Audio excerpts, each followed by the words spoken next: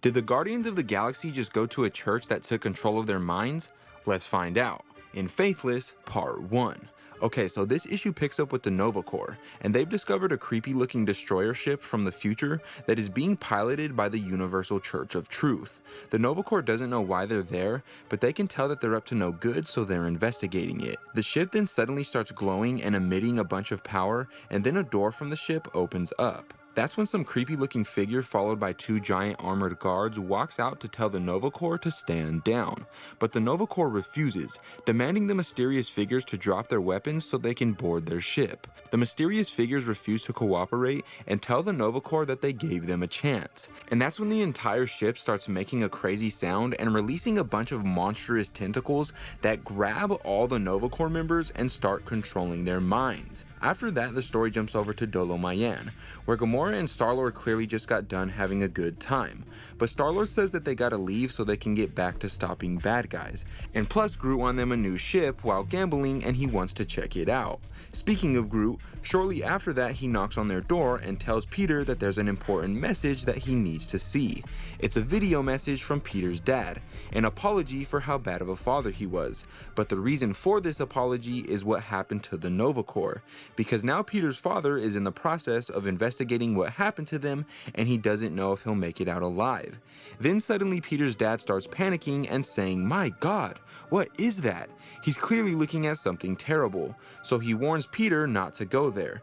Peter must not go find him because it's too dangerous. His mind is then taken over and the video cuts off. Peter immediately begins to cry and tells the Guardians to ready a ship and plot a course because they're going to go save his dad. Once they get to Peter's dad's location, aka the Universal Church of Truth's destroyer, Peter tells Moondragon and Groot to stay behind in the ship just in case things get hot and they need some getaway drivers. He also tells Moondragon to use her psychic abilities to link her mind to everyone else's so she can know what's going on with them once they're inside. Lockjaw then teleports the team inside of the destroyer where everyone is confused by where they are. The creepy looking figure from earlier then appears in front of them to tell them that they're in the engine room of the cathedral and to tell Peter that he is welcome there. Peter responds by pulling out his guns, demanding this figure to tell him where his father is, to which the figure responds by saying there is no need for violence in this place because they're only trying to save them all.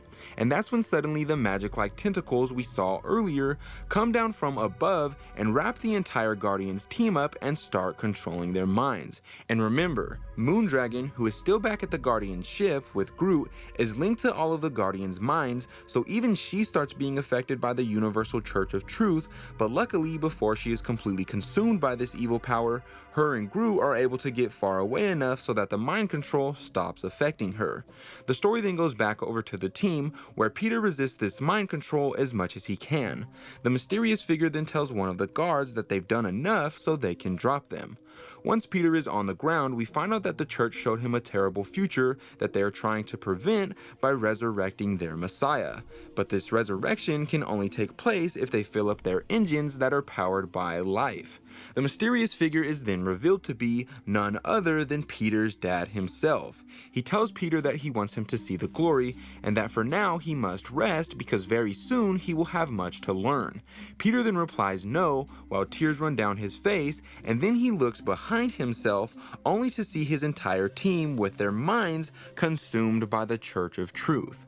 We then meet back up with Moondragon and Groot, where Moondragon is crying about what happened to the team and her wife Vel, and she's begging someone to help save the team, and that person is none other than Rocket Raccoon, who is extremely banged up and in terrible condition, but he says that he'll help because he has nothing left to lose. But that's when this issue comes to an end, so make sure you like and comment for part 8.